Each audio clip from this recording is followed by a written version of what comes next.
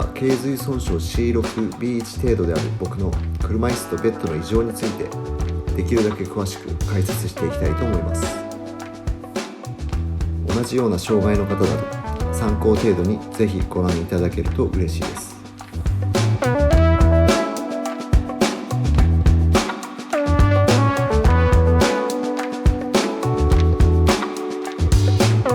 まず移乗するときはいつもグローブをするようにしています。僕の場合、麻痺で握力もなく手のひらの感覚も分かりづらいので滑ってしまって危険な時があるからです。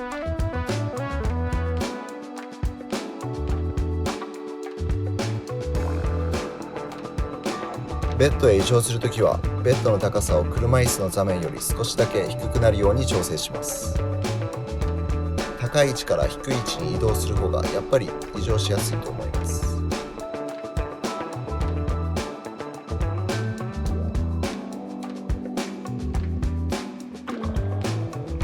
そしてブレーキをかけてしっかりと車椅子を固定します。僕はこの車椅子をしっかり固定するということが一番重要なポイントだと思っています。移乗するときに危険な場合の多くは車椅子が動いてしまうときに起こるので、まずは車椅子が動かないように工夫をして入念にチェックします。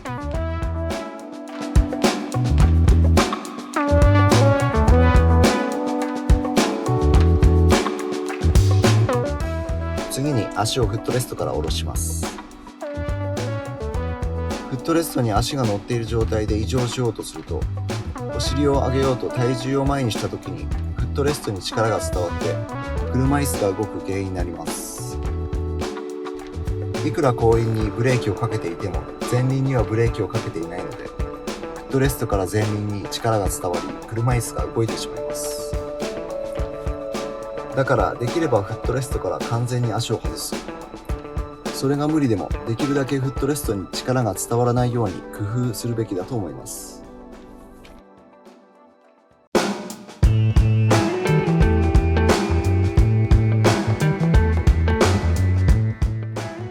次にプッシュアップでお尻を座面の前方に移動させます。背中を反らせるようにしてプッシュアップすると軽い力でお尻が持ち上がるようになります。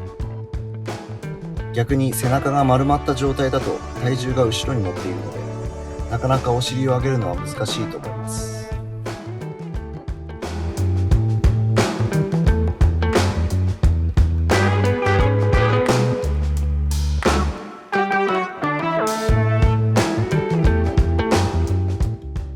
そして手の位置を変えていよいよ移乗していきます。右手は肘の裏を外向きにするようにして曲がらないようにしっかりとロックします。この時も背中を反らせるようにしてお尻を持ち上げます。ベッドに移動するときはお尻を横移動させようとするとうまくいかないことが多いです。そうではなく足を軸に腰を回転させるイメージでやるとうまくいくと思います。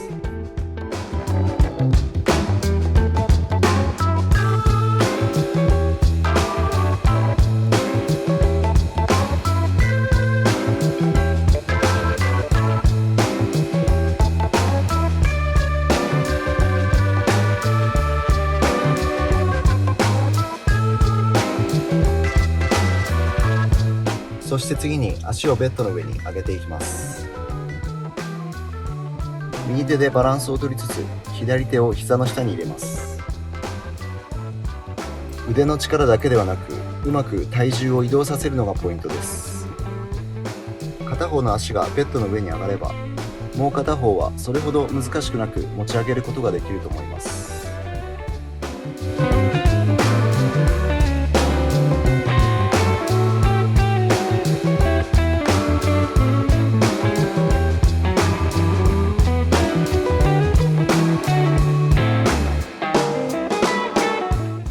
このようにして車椅子からベッドへ移乗していきます。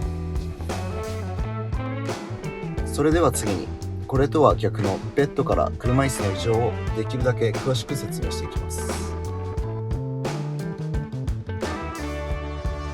まず車椅子に移乗するときはさっきとは逆にベッドの方を少し高くすると移乗しやすくなります。またベッドと車椅子の座面が近いほど異常がしやすいので、異常しやすい車椅子を選ぶというのもポイントだと思います。車椅子の形状によって異常のしやすさは大きく左右されます。それが原因でどうしても異常しにくいなら、思い切って車椅子の買い替えを考えるべきだと思います。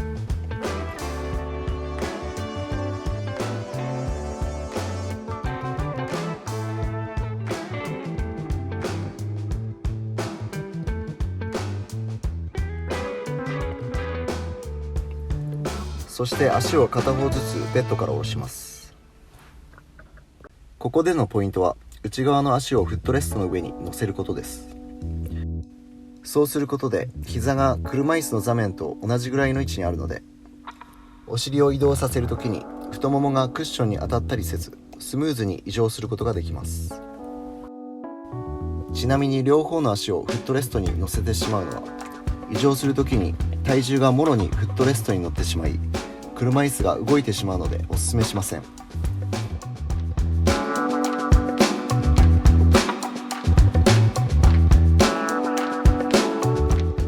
そしてさっきと同じように背中を反らせながらプッシュアップでお尻を車椅子の方に近づけていきます。十分に近づいたら覚悟を決めて、一気に腰を回転させて車椅子に移乗します。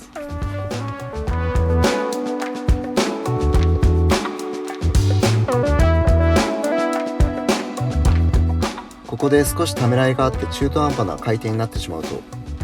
途中にあるサイドガードやタイヤの上に乗ってしまって、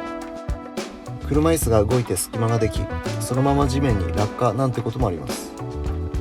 最初から勢いよく腰を回転させるのは勇気がいることだと思います。だから思い切ることができるように、しっかりと車椅子にブレーキがかかり、固定されていることが重要だと思っています。